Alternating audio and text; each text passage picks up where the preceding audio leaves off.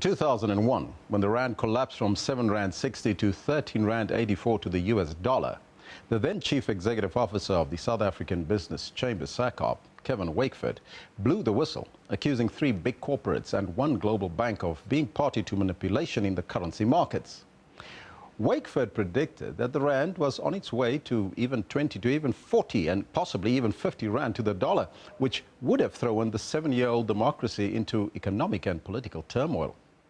As a result of his intervention, the Rand Commission was then set up by the then President Thabo Mbeki to investigate the claims, and the rand's collapse was arrested and reversed. The Rand Commission was, however, shut down prematurely, and Wakeford was fired as the CEO of the South African Chamber of Business. He now joins us on the line from, in fact, in our Pretoria studio. So very good morning to you, sir, and welcome. Good morning, Elvis.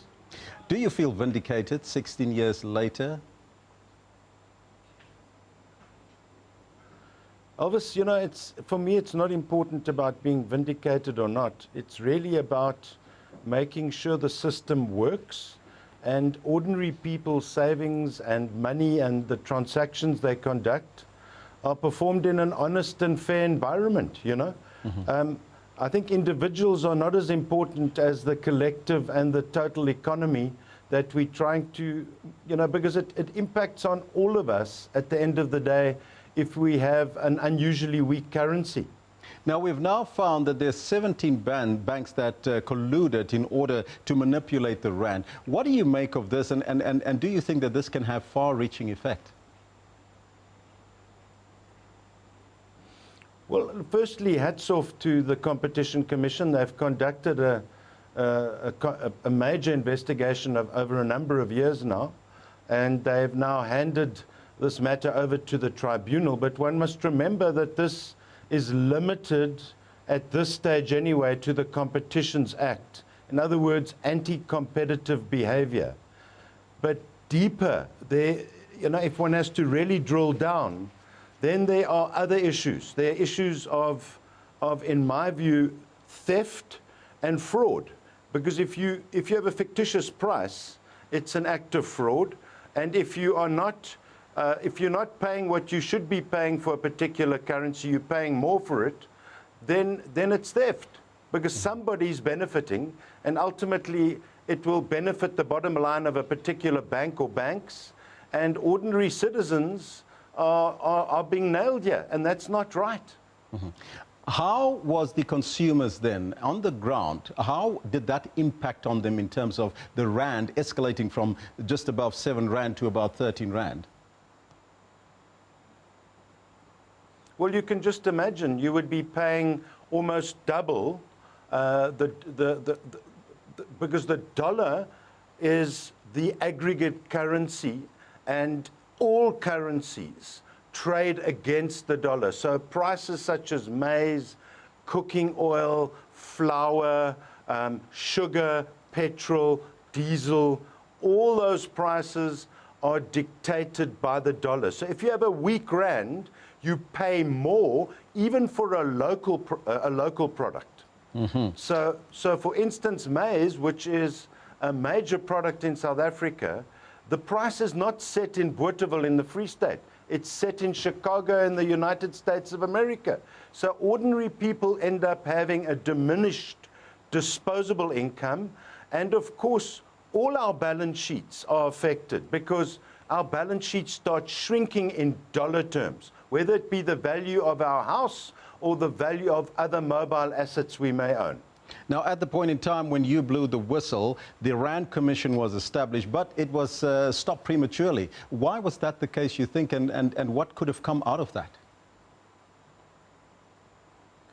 I think at that time the system, Elvis, was scared of the global environment.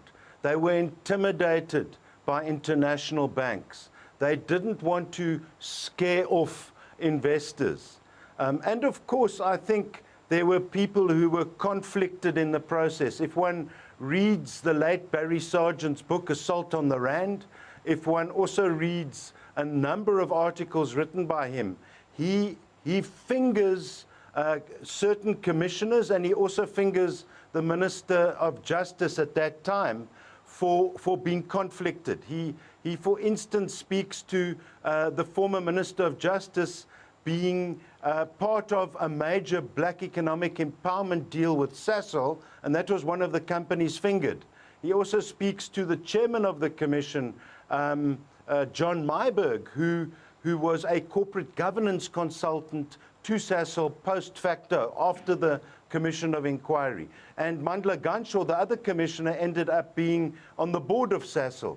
So, you know, one can never prove all these things, but they seem awfully unusual that very powerful people who determined the future of that particular commission were all involved with one of the companies fingered.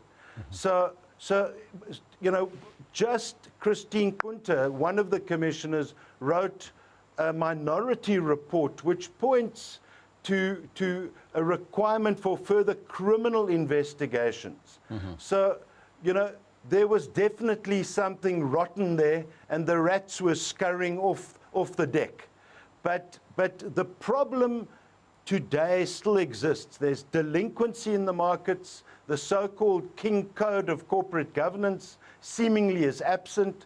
There isn't proper oversight in the banks.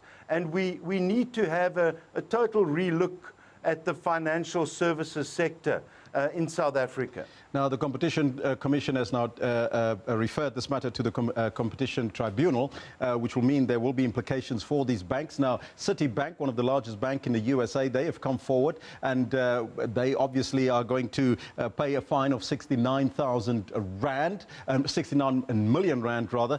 Some people are saying and suggesting that that is a slap on the wrist. Your thoughts on that?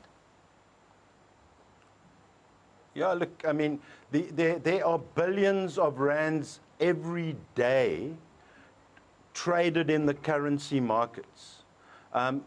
So quite frankly, you know, 69 million, perhaps what they've allowed is that this particular bank has come forward and provided a large quantum of evidence, and perhaps that's why they've allowed that. I don't know. I think one needs to ask the Commission themselves. But at the end of the day, I'm not even sure whether imposing fines of billions of rands will solve the problem. Yes, impose the fines, of course, but we need to get to the bottom of why this happens, because paying a fine is easy for a bank. Because they're not, you know, individuals aren't using their own money. They're using shareholder capital. They're using the profits from the very trades they made. So we need to look to other forms of sanction that will prevent this from happening again. One would be the withdrawal of currency trading licenses. Another could be that the CEO and the directors are brought to book. And that so-called rogue traders, and I don't like using that word because they seemingly want to hang out a few people to dry here and treat them as the rats. But at the end of the day, the institutional framework makes it easy for rats. And we need to deal with that framework and prevent these things from happening again. And my view is bring some people to book, including directors, and make sure that they are publicly censured for what they've done. Do you think that right now, Mr. Wakeford, the banking clients can sleep easy? Well, you know, I don't think people in general trust the banks. I don't think they trust the financial services institutions. I don't believe the World Economic Forum status afforded to our banks. I think we need more banks. We need mutual banks. We need community banks. We need a state bank. We need lots of competition, and we need to hold these very monopolistic institutions accountable for what they're doing to our people. I thank you so much for your time, sir. Thank you so much. That was the former CEO of the South African Chamber of Business, SACOP, and whistleblower Kevin Wakeford. He's from our Pretoria studios.